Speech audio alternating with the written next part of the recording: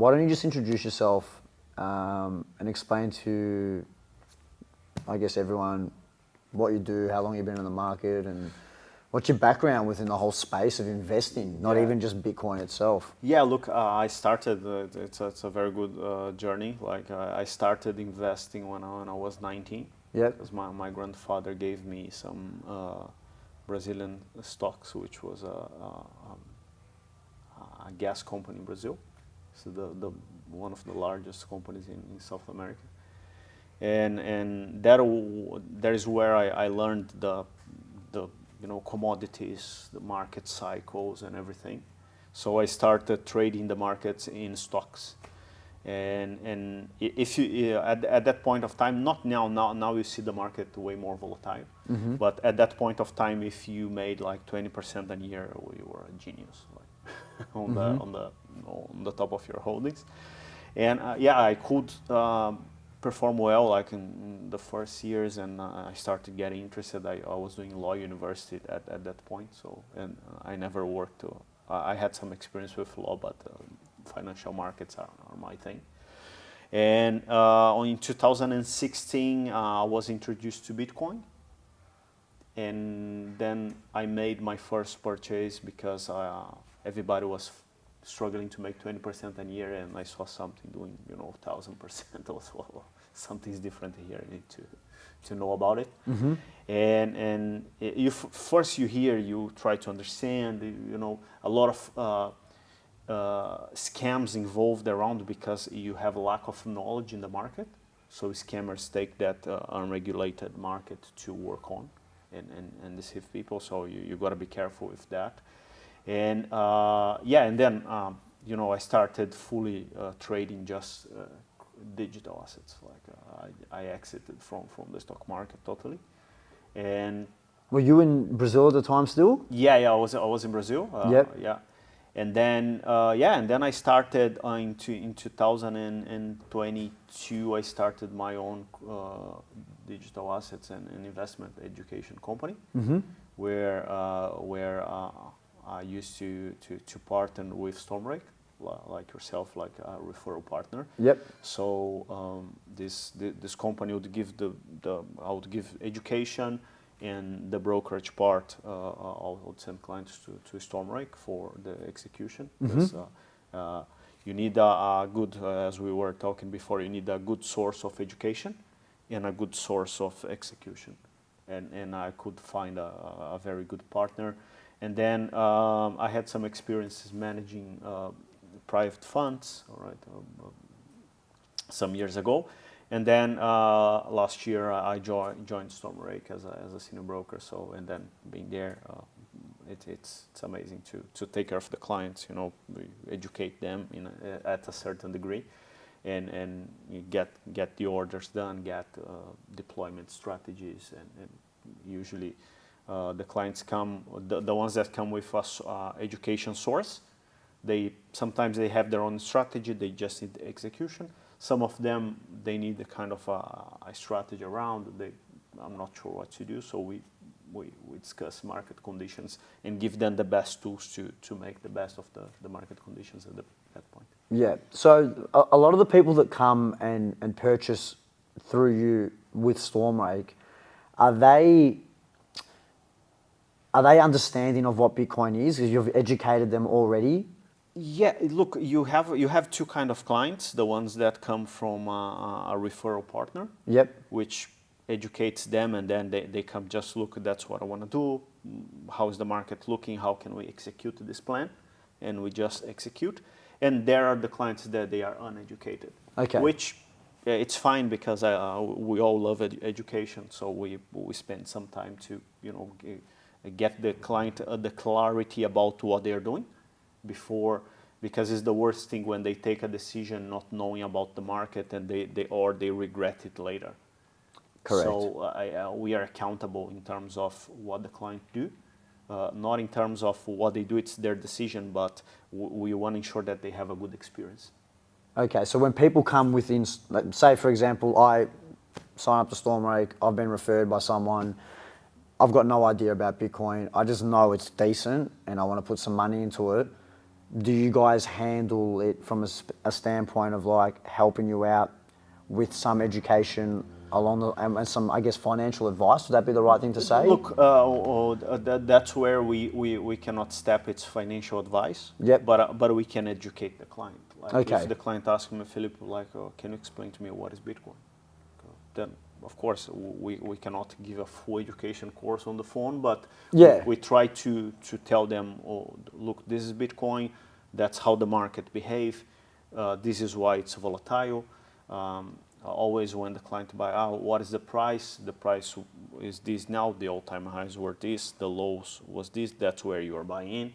What to expect to for the next 2, 3 years, 5 years in the market. Why you are buying Bitcoin? Some people are buying because it's a financial, let's say, asset where you can financial, let's say, instrument to grow your assets, because Bitcoin is growing value since 2016, 14. And some of them, they buy for freedom, okay, because they want to be out of the banks. So you have different kind of clients. Each one of them is buying for a reason, and we just want to make sure that they know what they're doing. Okay, yeah. So, and of course, if I get a client, we get a client that doesn't know much about the market, so we got to spend some time and get around so he understand or she understand what they're doing. Yeah, okay. So what would be a typical client that you're working with? Look, probably business owners like you, people that don't have much time, need someone on the phone, because when the clients, when they call, let's say Stormrake, they call Stormrake and say, please, Philip, execute an order. They are very busy. Mm-hmm. Usually they have a strategy in place, or a DCA strategy or lump sum strategies. They have entities that they trade with. So that's the typical client. You have, for example, exchanges where you can buy yourself, but the client that we take care is the person that we build a relationship, a long-term relationship where we can guide them throughout all the market conditions.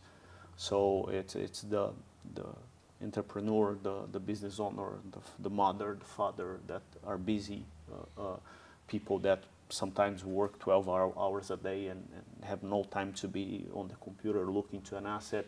So they need someone to handle that part, and that's what we do. We handle we don't give financial advice, but with education, we provide the best information possible so you can take the best decision. Mm.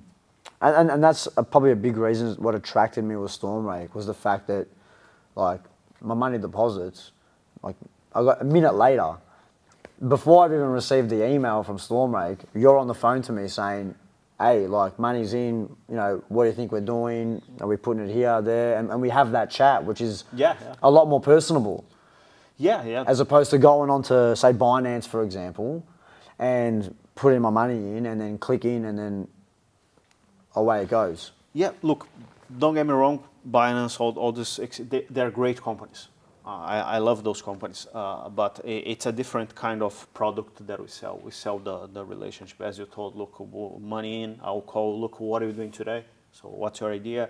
Well, Philip, how's the market looking? You call Stormrake, somebody's going to pick up the phone, your broker or an associate. You're going to have that point of contact. And that's what brought me to Stormrake as a referral partner as well. Mm-hmm. Because I remember when I send an email to Stormrake after hours. It was Saturday, almost 10 p.m. And I send an email to Bishop, like, Bishop, please, I need to settle this. I had some USDT that I want to turn into AUD. I got the reply in 1 minute later. I was in bed at that time. When you send an email in bed, just here, and then boom, pop it back. Bishop, doing that right now. So I received the deposit like minutes later, after settled, and that's what being in Stormrake is. That's what brought me to Stormrake. It's the same. It's the relationship. Is the drive. Is the we are there for the client. The client is gonna call. We'll pick it up. If I had a client calling me now while we are in the live stream, I'll have to interrupt it and check what the client needs. Yeah. So that's our goal, And that's how we serve. And this personalized serve will create trust, and the trust will eventually reflect in your performance, because you get more educated, you have someone to speak. While many investors, they try to do by themselves, looking to, let's say, YouTube videos of a guy that they never seen in their lives. And that's the problem. And that guy on YouTube, he's perhaps being paid to speak about something. You know what I mean? Absolutely. So we don't get paid from any Bitcoin company to speak about Bitcoin. We speak in what we believe. If there is an asset that is not doing well in digital assets, I'll be the first one to tell you, look, man, please, let's not. If you tell me to execute an order, I will do. But please just think twice, because of this, and that. That's what the market is showing.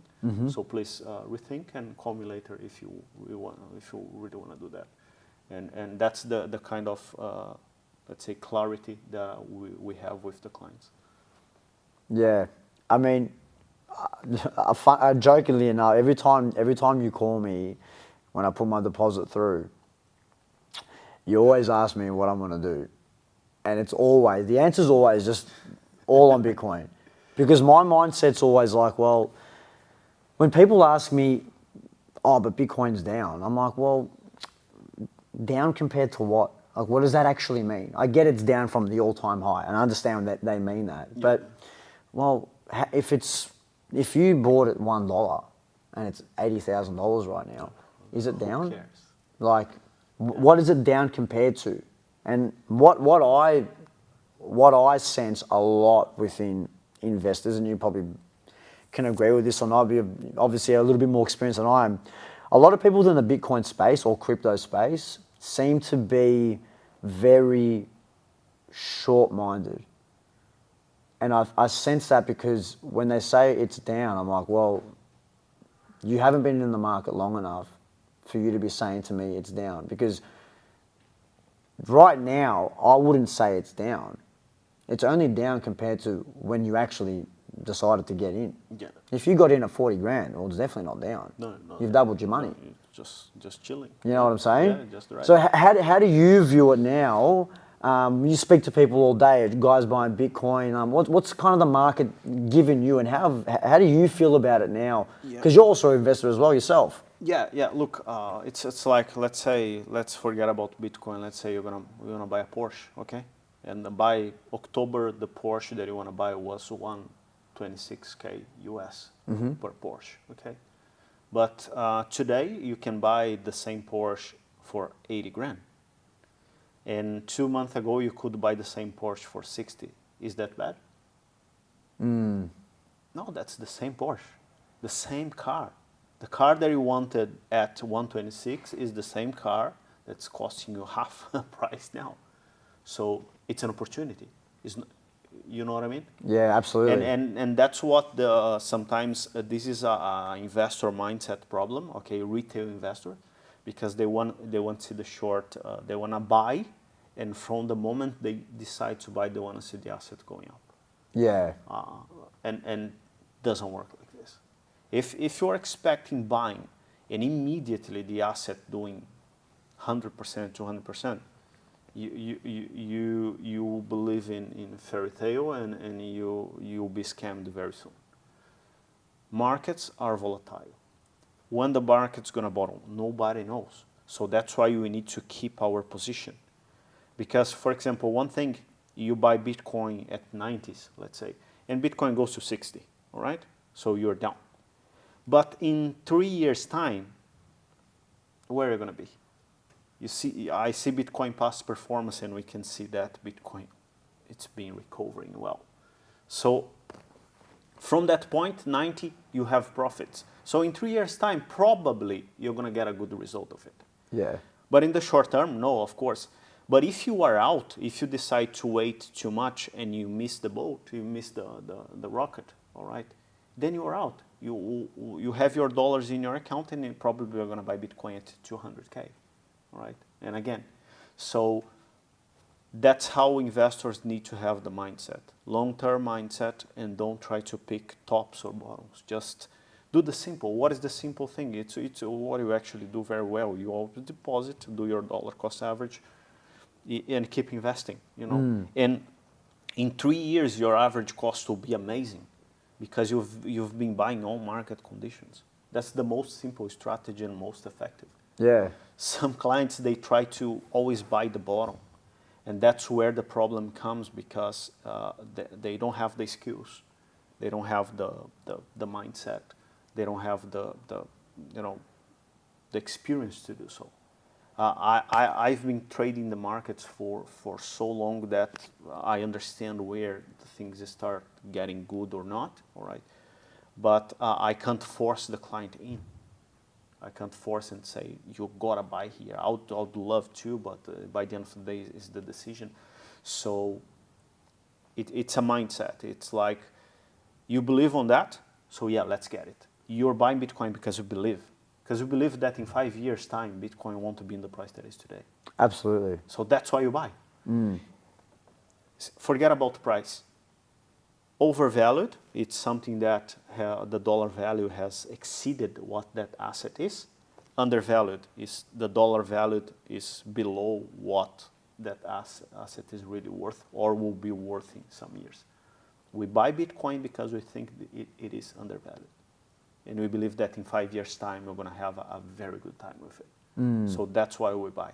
So forget about price and ask the question, is Bitcoin going to be, in the next 5 years, going to be costing 60,000, 70,000? Do you believe in that? Definitely not. I wouldn't be buying otherwise. Yeah, I don't. I can't see a scenario with all that happened in the past. Of course, the markets are the markets, we never doubt. We always work with risk management, but I see Bitcoin way more valuable in dollar amount than what we have now. Yeah, I think what you're saying with the mindset, because at the end of the day, it's really just all human psychology. Yeah. And even I fall victim to it too. I see, like for example, it hit, I guess, the low period from what we have right now with 60,000, and then I see it boosting up to 80, and I see that jump, and I'm thinking, shit, I've got to get some more money to buy more. Yeah, that's it's a trigger. It is. And I've been in the market for 5 years now, and even that, as it rises, I still feel like I need to get in, despite seeing the lulls, seeing the ups, seeing the downs. When I see it boost, I can't help but feel that way.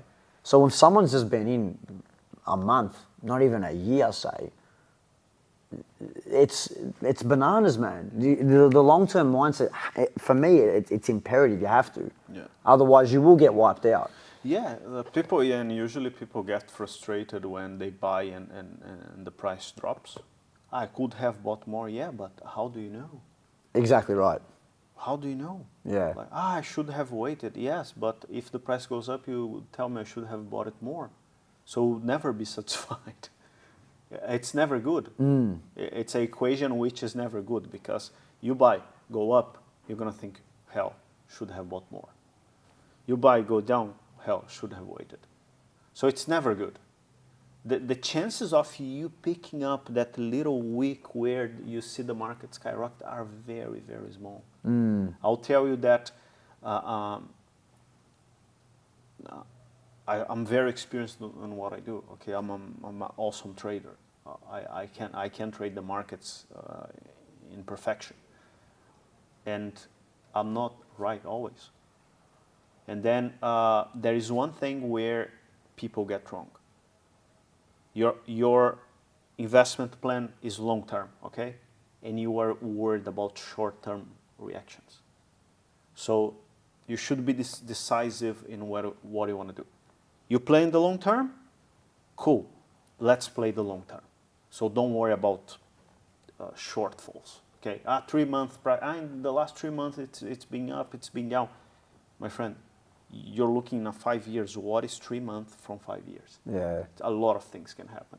I'm a short-term trader. I would say to you, yeah, you need to pick bottoms and sell top. You need to be more strategic in your allocations because if you're on a short term.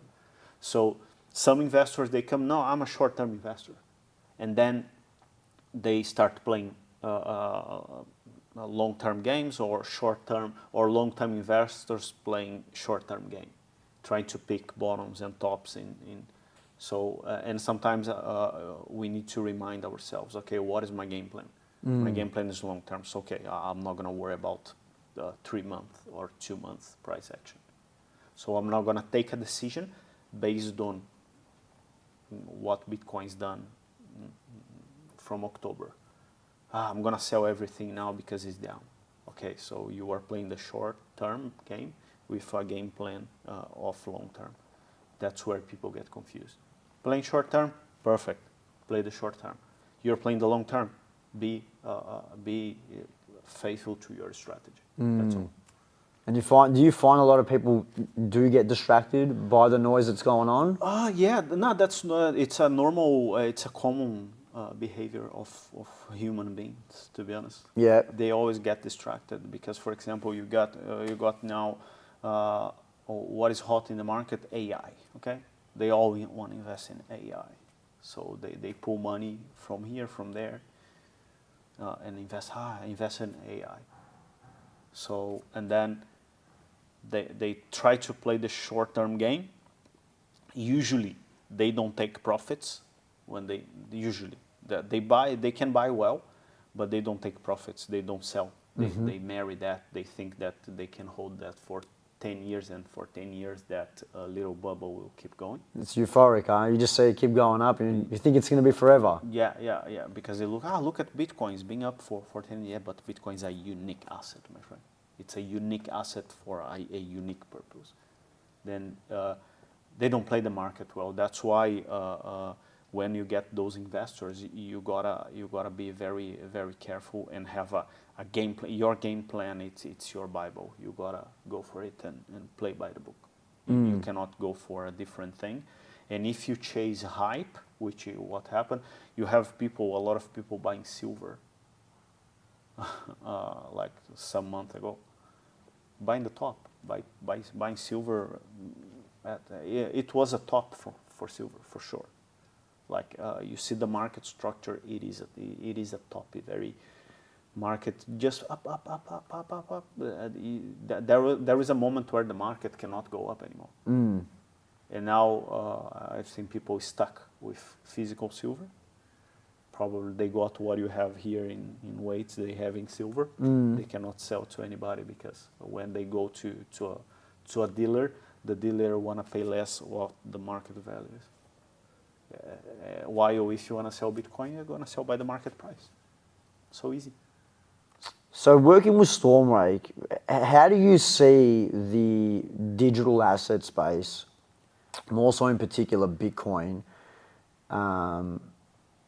going over the next 5 to 10 years? Yeah, we were in Vegas, and Australia is amazing, but it's a bit delayed about what happened on the US. It's a bit behind. Yeah, it's a bit behind. Yeah, it's the same thing I spoke with Bishop about. Yeah. I think it's like any country, it's behind the US. To be fair, on that matter, especially. So you just came back from the Vegas Bitcoin conference. Yeah. Was that the first time you've been there? Yeah, first time I've been there. The Stormrake team was there last year as well. Yep. But this time we went there because we are launching our operations on the US, start having US clients, which is amazing. But the point where it gets good, it's we were there to offer our brokerage service. Is amazing. Americans love the service and the relationship. But I could see plenty of institutions there in the conference, right? Which means money coming towards Bitcoin, like large allocations. That's what keep the price rising. People buying with large amounts. And the second point, it's a very funny one. You like burgers? We could buy burgers. I saw that video that Bishop put up, yeah.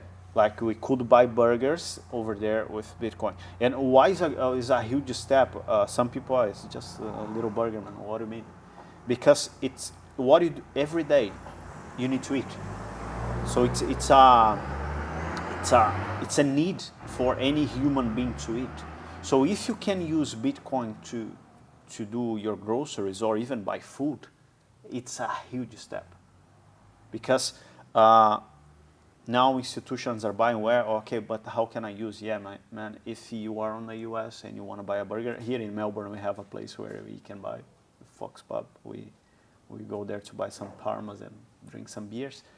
But on the US, it's literally, you have more places where you can just pay with Bitcoin, and it's the daily usage. And I think this is that's what I got as the best part of this conference, because you have something that you can literally buy and eat at the same time.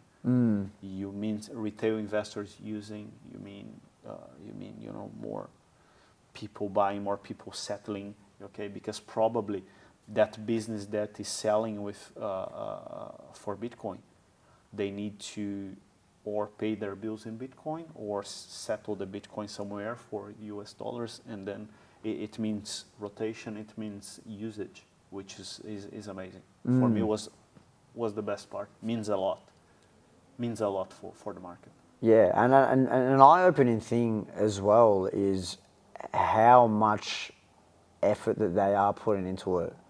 And I'm talking even like the high political powers within the US. I mean, the Trump family have that American Bitcoin company, I'm assuming, and or American Bitcoin mining. Yeah, they have mining. They have another company which is World Liberty Fights for DeFi. They are in this space. That's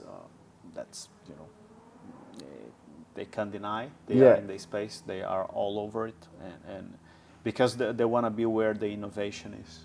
And when you talk about markets in general, forget about Bitcoin now.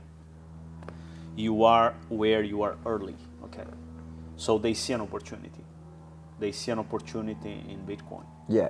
Because if you compare now, Bitcoin is 3% of, it's 10% of the gold market cap.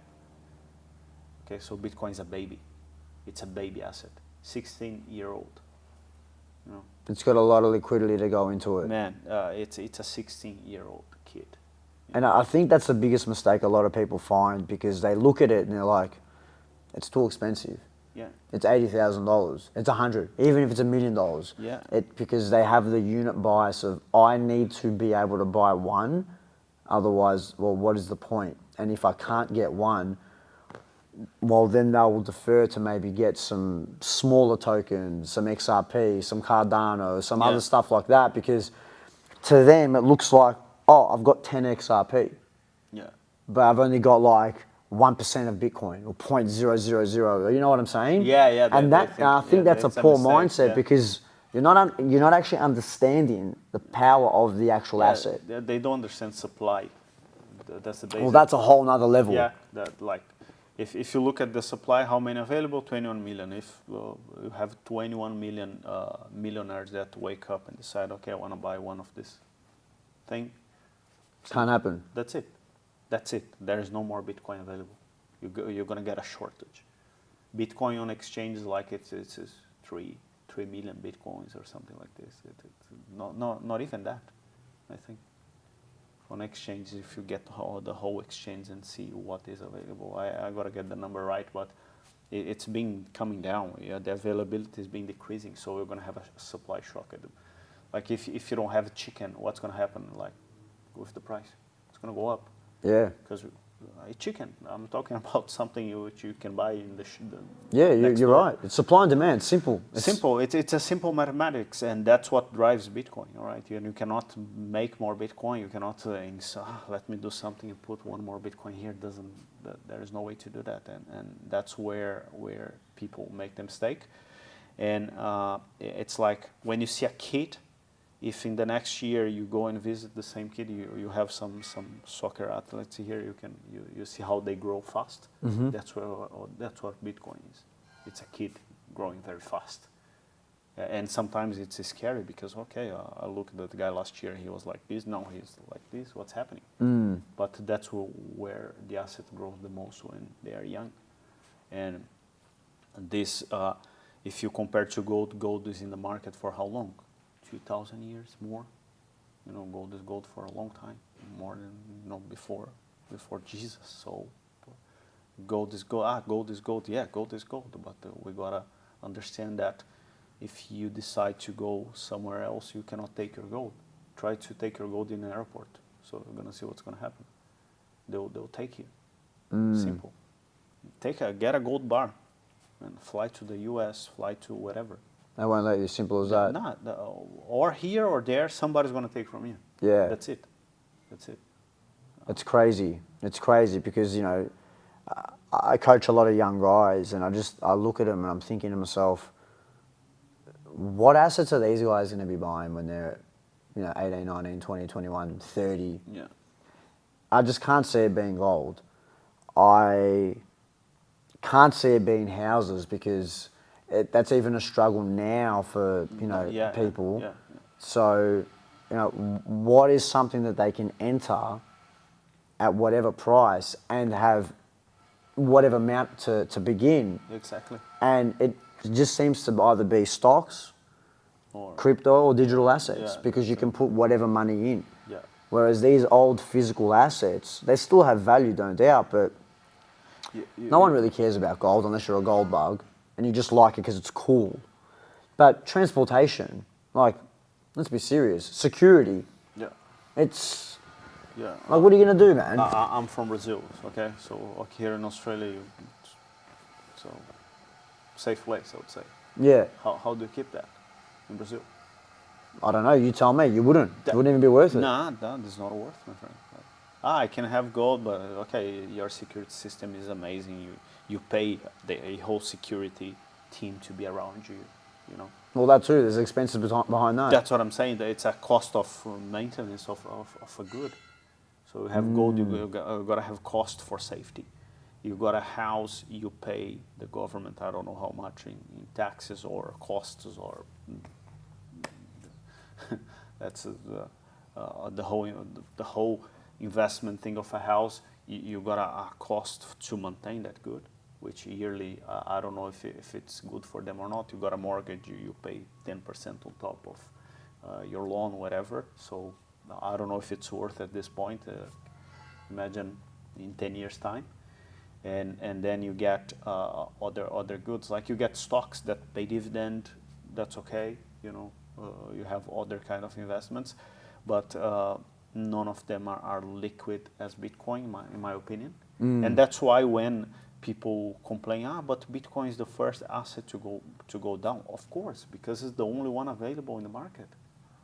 It's the downside of being too good, all right? Because if you want to sell, do you have a car?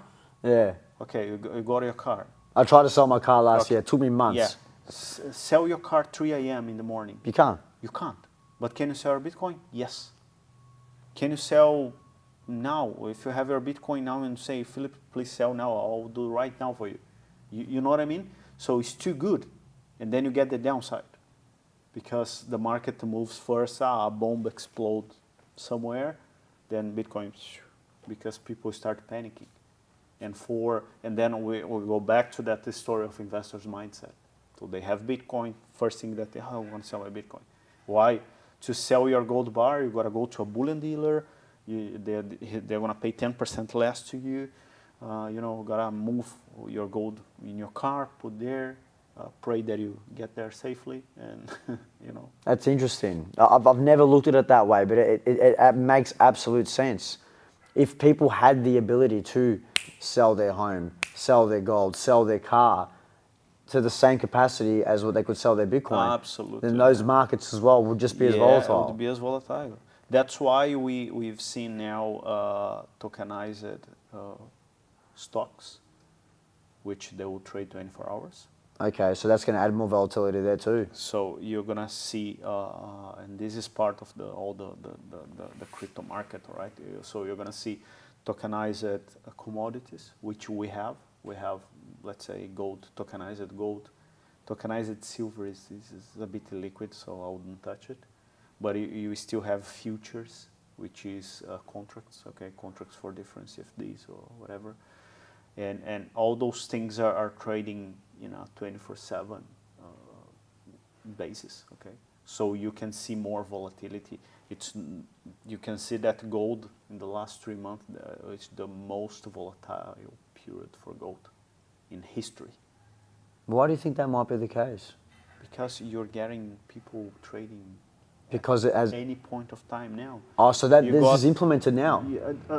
You have, it's not all gold trading 24/7. Yeah, but there are parts of it. But you have companies like got Paxos, which is Pax Gold. You got Tether Gold. They are all tokenized gold. You got futures contract that they contract for difference for gold. You have these products that are trading around 24/7. That, but if you tokenize all that gold, would be volatile as Bitcoin for sure. Yeah. Because people will sell. Don't get me wrong. The retail investors always do the same thing. They panic sell. So what else does Stormrake offer? Because I just buy Bitcoin, but you guys also offer other products that people buy? Yeah, we have tokenized gold, all right, Yep. because some investors, they would like to add some gold to Bitcoin. It's a good couple, to be honest. Like they have there, let's add 20% gold on this equation or something like this, 10% sometimes, just to have some gold, especially in large portfolios. We have the main 20 coins that we offer. Yep. Okay, like Ethereum, Solana. Solana has a very good usage for stablecoins case as well. Very volatile. Don't get me wrong. It's a bit. You gotta know what you're doing. You get some people buying XRP. They buy. That's it. Sui, which is another product, but our primary case is always Bitcoin. That's why, I never made you a case for any altcoin. All right. You'd be wasting your time. Yeah, yeah. Like I never made you a case for Bitcoin because that's not how we work. Yeah. If you want to buy, we'll serve you. Yeah. But mainly Bitcoin. That's our conviction, and that's why we are in the market. And of course, if you want to buy some tokenized gold, here for that. It's gold. Key. Why is that, may I ask? Why is Stormrake more pushing towards Bitcoin as opposed to the others? Because they have different usages, all right? Bitcoin was created for freedom, so it's peer-to-peer, okay? Today, if we do a transaction, okay, let's say I have a session here with you, I will use my card, I'll pay you, the bank's gonna take a piece. And let's say I paid you $100 for the session. And then you're gonna use the $100 to buy something, the bank will take another piece. So by the end of the 10 transactions, that $100 is now 50, all right? Because the bank took us fees, everything. So as much as you use your own money, the money starts to shrink. So Bitcoin ended this and end the inflation problem, which is they print more money, they devalue the money, and that's why your coffee used to cost $3, now it's $7. So it's 100% increase in 5 years, which is quite concerning. Bitcoin ends this problem because I will transact with you. There is a limited supply. There's no more Bitcoin. So worst case scenario, Bitcoin will increase in value if the inflation keeps to the roof. And the problem is they say, no, our country is 3-4% inflation. But on your health insurance, you had a 10% adjustment from last year. On your car, you got a 10% adjustment as well. On your coffee, you got 15% adjustment. So what's the real inflation? 10 to 15%. Comfortably. Yeah, so without pushing. So that's why Bitcoin comes and ends with this problem. And that's why we push for Bitcoin, because it's the main asset. You have Ethereum, you have Solana, which they do a different job. They are a smart contract platform that you can build things on top, but not the same purpose as Bitcoin. Okay, it's Bitcoin it's a whole.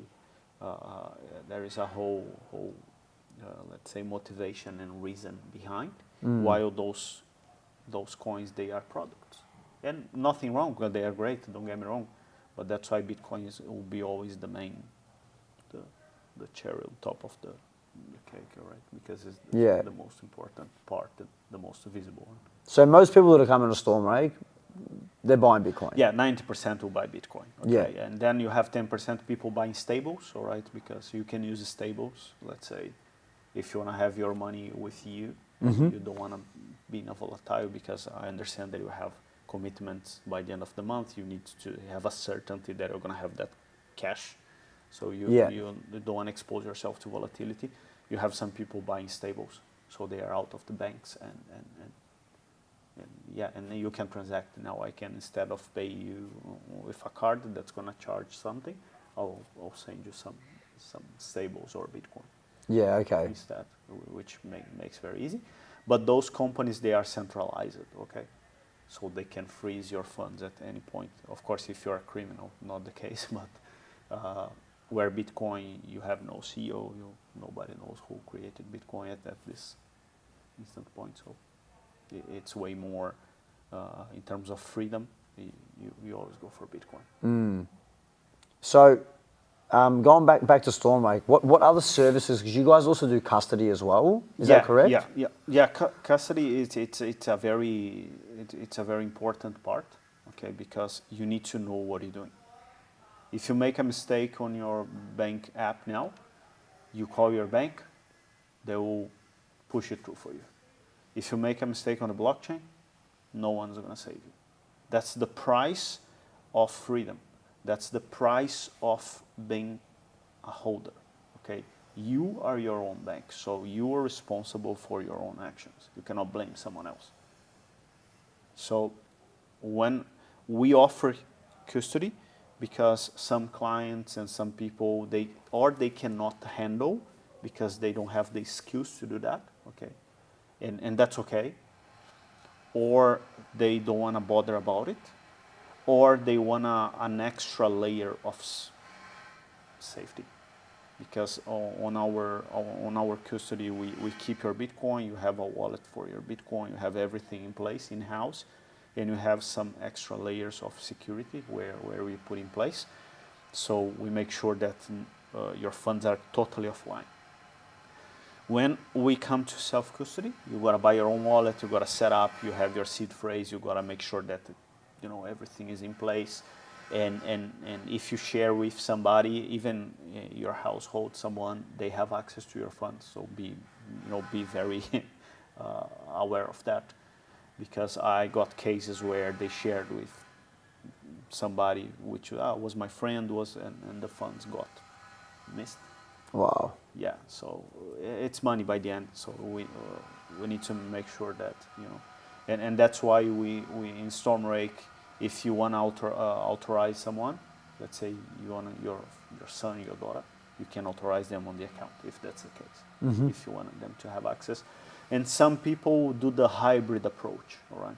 They hold in their own wallet a certain degree. Let's say you have 3 Bitcoin, they hold 1.5, and they leave 1.5 on Stormrake for safety and for exposure. Okay, so you are exposed in the both sides. So if something happened here, you still have your Bitcoin on Stormrake. Okay, so it's a good point.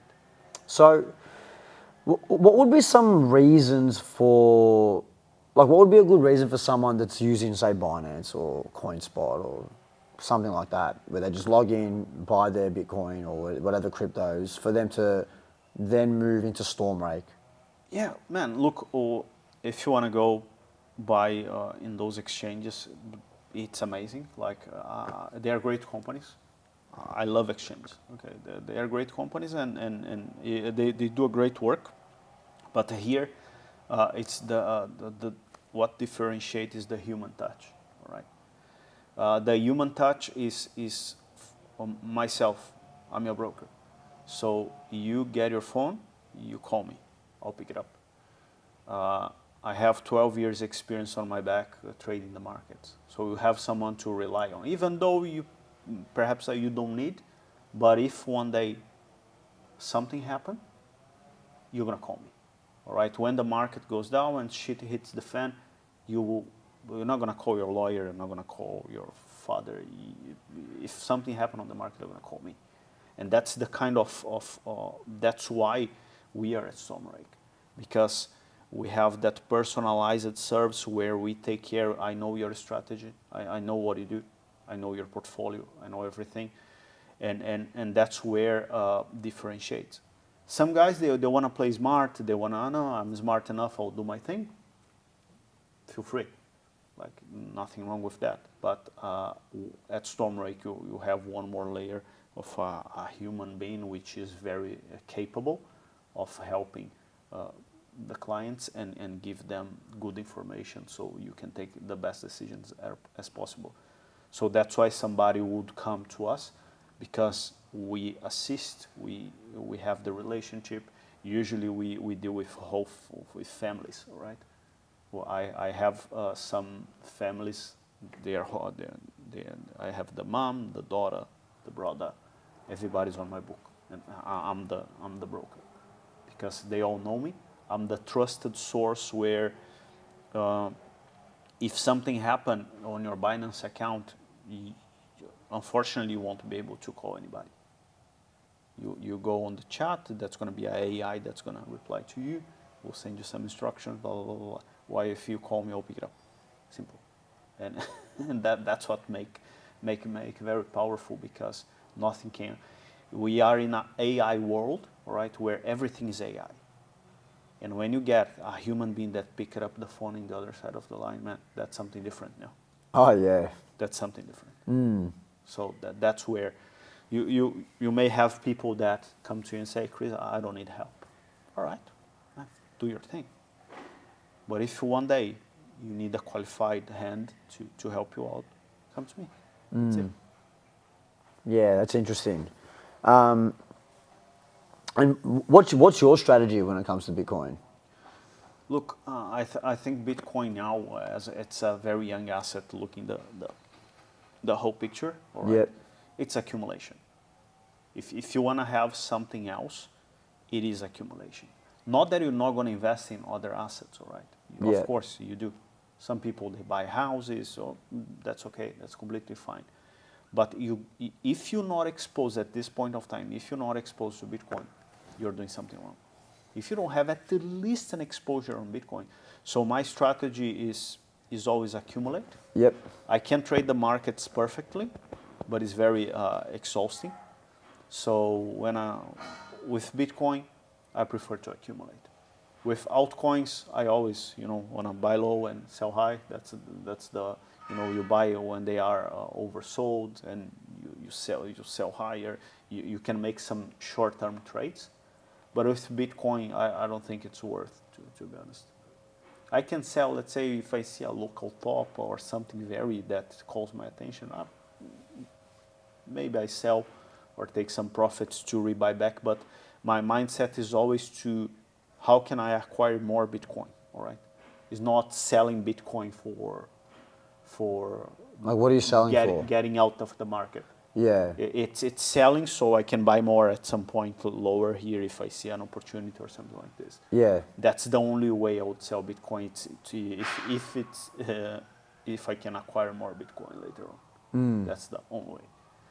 And I think every single human being should have one Bitcoin as at least a target.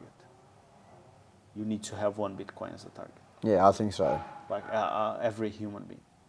At some point, it's going to be impossible to get one Bitcoin. For sure. I think even now it's slipping out of people's reach. Yeah, just because of the mindset. Yeah. But at some point, it will be impossible. Yeah. You won't reach. So you have 0.0. You have 0.1 Bitcoin. That'll be your target, because you want to be so. Yeah, I mean, I always refer back to when I bought my house in 2020. My house was worth, in Bitcoin terms, what was it? It was valued at 90 Bitcoin. Right now, it's valued at about 12 Bitcoin. Yeah, not because you touched the thing, but this is a trend, I would say to you. I have so many clients settling house for Bitcoin. So many. So what are they doing? They're selling their house for Bitcoins? House for Bitcoin. Right. So are these what are some of the biggest clients you're working with at Stormrake? Like, what would their portfolios be worth? Yeah, you have very large portfolios. Yeah. Yeah, you have. Like family offices, businesses. Yeah, I cannot disclosure. Yeah, fair enough. Some but when I say large, they're very large. And they're selling homes for Bitcoin. Yeah, yeah, That's a lot of yeah, conviction. yeah. That's the majority. I would say. And if they're selling homes, I mean, they've obviously done their education. No one's just doing that out of just. That's the point. They are very complex, educated, and high level clients in terms of strategy, and successful individuals. Yep. So they know what they're doing by the end. Of course, they don't have the same market knowledge as me, but they have, they're business owners, so they are in the market at some degree, and they understand how to negotiate and how to do business. So which makes them a very very specific case. And I see plenty of them getting out of the house, and they're not small. It's not once in a month. No, it's been happening quite a while. Wow. Yeah, quite often, to be honest. What do you think that shift is? That a trend that you've just seen recently? Like, what do you think? I think since last year, to be honest. Yeah. It's been very house boom, boom, boom, settling, and it is because you have a cost to maintain the property. You have your mortgage or whatever on top sometimes. You have cost for the property, you have cost for this, cost for that. Now you got new taxation rules. You know what I mean? Yeah, man. And they are always getting chopped by the end. Yeah. So then let me get rid of this.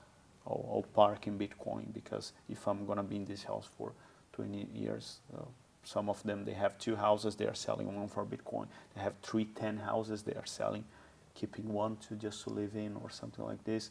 Some of them, they are changing for overseas. Some of them went back to rent. So yeah, that is a whole movement on that. Yeah. And of course, this is not a financial advice. I will never tell someone on the phone to sell a house. I'll never give this. But it's something that it is happening. Like, I cannot come to you and say that. I want to do it. Like, I've got a house and I want to get rid of it so I can buy Bitcoin. Because when you put your house in the market, if you see market conditions for a house, they are quite inflated. Yeah. For a long time here, and I think they see that because they bought the house. They already have a very good P&L in the house. So some of them, they have, like, I bought this house for this, now it's worth that. So they just think it's too good to be true, to be honest. That it's too good to be true. Let me... As in, this is not going to expand anymore? Lock my profits here, because they see that the economy is not good. And then you have, for example, what happened in 2008 in the US, that the houses were worth $1. Well, yeah. So then you start thinking, and okay, if that happened, well, what's going to happen with me? Would Bitcoin go down? Yes, but if something like that happened, but what happened to your house? How are you going to sell the house? So what are you going to do? It's a whole complex work. I think look, the housing market, I personally want to get out of my house and sell it into Bitcoin. I'm just in it with my brother, so there's another party involved. So there's it's a little bit more difficult than that. If it was up to me, bang, I'm doing it straight away. But I'm definitely in the process of trying to get him to buy off me. But I guess the power that you have with housing is you have the leverage behind it, which can be beneficial for you. No, it can be as an investment. It's not the end of the world to buy a house, to be honest. But when where it start being difficult, it's when we think in 10 years' time. Yeah. And when we start thinking about interest rates increasing, blah blah blah blah, and you just gave the example. Your house was worth 90 Bitcoins. Now it's worth 12. I don't even know what I don't want to know what it's going to be worth in 5 more years. So in 5 years, perhaps you're going to get half of Bitcoins. Yeah. It's not numbers. We are not talking about something that This is real shit. No, it's real. If Yeah. you check in 2016, how much Bitcoin was worth? Oh, 18, 20, and it's decreasing. It would have been like 1,000. It's decreasing, unfortunately. That's what's happening. Yeah. People were comparing to first they were comparing to Apple smartphones. Okay. Yep. 1 Bitcoin gets 2 Bitcoins get 1 Apple smartphone. Now, this Apple smartphone is out of the equation. Forget it. Then they start comparing a car. 1 Bitcoin gets you this car. Now cars are out. Now they're comparing to houses. What is next? They start compared to treasury from countries. Yeah. You know what I mean? Yeah. So it is a trend, especially in Australia, because you had a so good develop from property market in the last 30 to 40 years. Yep. And yeah, there will be a time where the investor comes, okay, I need to go somewhere else. And if the banks start being like increasing interest rates as they are doing every time, if they start printing more cash, unfortunately, an investment house is no longer so lucrative. Because you have 30 parties involved. Okay, how make money out of your house? You rent your house, you rent your office or whatever. Okay, you pay rent to somebody else. You have a third party involved. Blah blah blah. You have to pay taxes for the government. You have to pay this. There is liability here. You gotta pay this, pay that. You gotta pay maintenance. You gotta pay costs. And then when you have Bitcoin, what's your cost? Man, I was with my dad the other day, and he's got an apartment, and he called me up, and he goes, we've got to go change the oven. And I'm looking at this apartment, and he's had it for years. Mind you, he's got it paid off. There's no mortgage on it, right? If there was a mortgage on it, it would be fucking completely not worth it. But even still now, where it's not costing him anything to the bank, Yeah. I see him running around, having to get this, and he's doing the work by himself. If he was calling a tradesman to do it, change the oven, change this, change that. It's the cost of service. It's like, well, it's not even worth it. No, it's not even worth it. Not even yeah. It's not worth it, and the growth on that isn't much because it's an apartment. So he's getting, maybe $300-400 a week for it, but you do an oven changeover, you got to change the oven. There's a couple $100, Yeah. maybe even more. Plus, you get someone to actually do it. There's You're incurring losses left, right, and center. How much profit are you actually making? Is it even worth it? That's what I'm saying. Yeah. Because then you get someone make wrong use of your house, and then they break everything. You gotta pay, and then the person, let's say the person is illiquid, they just don't pay, and then what are you gonna do? It's a headache. Of course, I'm not advocating here for, don't have a house and buy everything Bitcoin. What I'm saying is just ponder where are you at and what is worth for you or not. Yeah. And that's where people don't realize, because they say, no, I'll buy a house. It's amazing. Yeah, but have you thought about the costs? It's like having a car. There's a cost. The cost is not just to go there and buy a car. Buy a $100K car. Okay, you bought the car, and now you pay insurance. You have costs to road costs. You have maintenance, tires. You clean the car, and goes on. And then if you scratch the car, more costs. And they don't understand what is asset and what is a liability.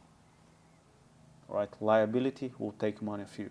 Assets will increase your holdings. Yeah. So this is one more basic that people don't understand. What is my asset? What is my liability? Okay. Every single piece of material that you have here, there was a cost involved on that. So imagine you don't put this cost on your business, and you think, no, I'm gonna make money here, but you forget to put the cost of those machines on your money. So by the end of a year, something's gonna be missing. You say, okay, where is my money? Why I'm not making money on this? Then you say, no, I'm gonna increase the rent. Then you're gonna place your loss and lack of expertise on someone else, and then you cannot rent anymore because the rent is too high. and it's a full of problem. So, and some people, they don't want to face that, or they have plenty of house, they already have profits, and let me buy Bitcoin, which is easier. I keep it here on my pocket and sell it. Yeah, what do you think? Because we're obviously so far behind, and I think that's got a lot to do with probably politically here in Australia, but I don't think we need it as much. Like, we need it, don't get me wrong, like, Yeah. we need it.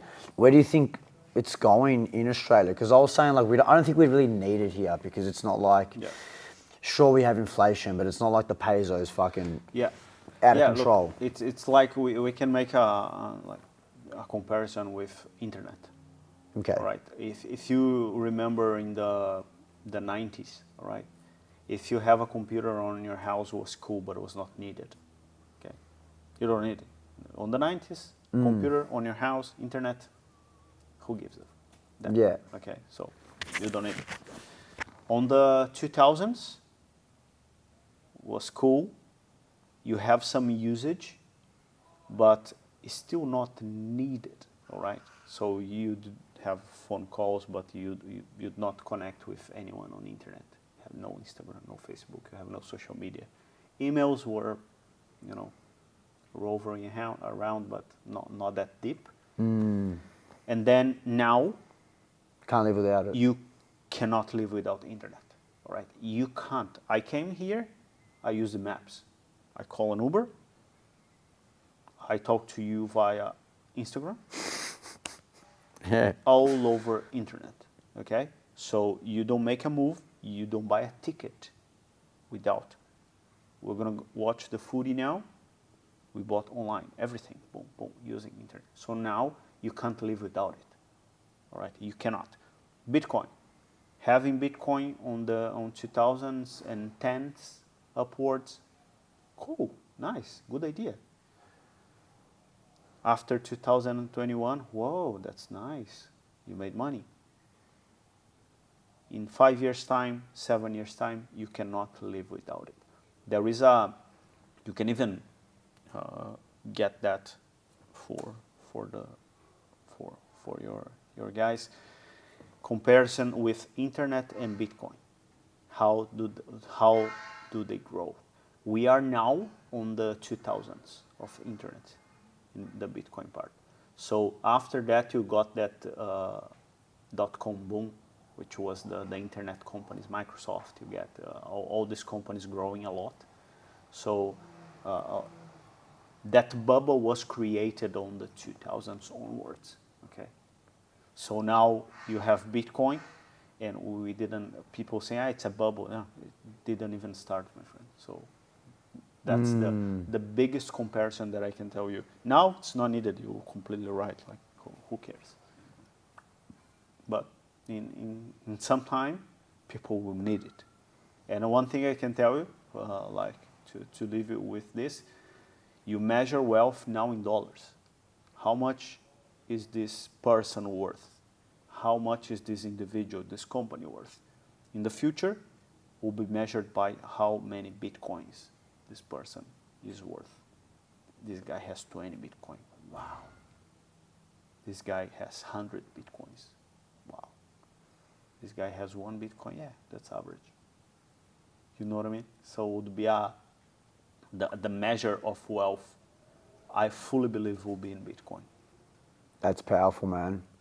That's powerful. I fully believe will be in Bitcoin. So that's how, of course, speculation, who knows the future, but the measure of wealth, on my perspective, will be in Bitcoin. You need a new measure. Dollar measure is no longer working. It's just going to get too inflated. Yeah, that's what I'm saying. You go to countries that in Argentina that happened, the money became worthless. You could measure your wealth in pesos. In Brazil, on the 90s, the government took all the savings from the people and paid 15 years later with no interest. So imagine you wake up in the morning and your whole bank account is gone. Who took it? Your own government. It's wild. That's crazy. That's wild, yeah. And that happened. So that was, my family was affected, of course. That was my first, when I heard about Bitcoin, I was like, okay, this Makes sense. makes sense. I need it. Yeah, because if I don't have it, can Gone. happen again. Yeah. And if it happens again, who is going to give you guarantee? Nobody. That's the playing mindset. And it can happen here as well. Like, you know, you don't know what the next 10 years look like. Of course. Be your own bank. Absolutely.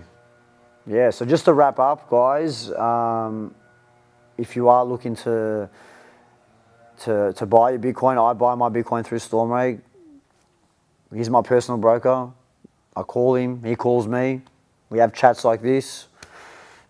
This has come about because we've built a relationship up now, and you know, that's a beauty, and that's attracted me to Bitcoin, because I have a relationship with someone who is helping out people all around the world now, going to Bitcoin conferences and get to share this moment and have these chats with him. So if you are looking to expand your knowledge and get in the market and eventually be valued in Bitcoin, like you're saying. Yeah, no, that's amazing. And yeah, you have your link through Stormrake. So as long as they come with your link, we'll give them the discount on the fees, which will be 2%.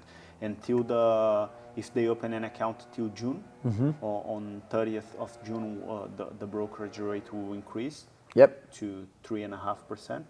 But if they open an account before then, or with your link, we can lock them on 2% brokerage fees for lifetime. So easy. Perfect, man. Well, I appreciate your time. Thanks for giving me the insight, and I'm sure we'll do plenty more of these. Absolutely, man. Thanks a lot, man. You're a legend. That's good. Yeah.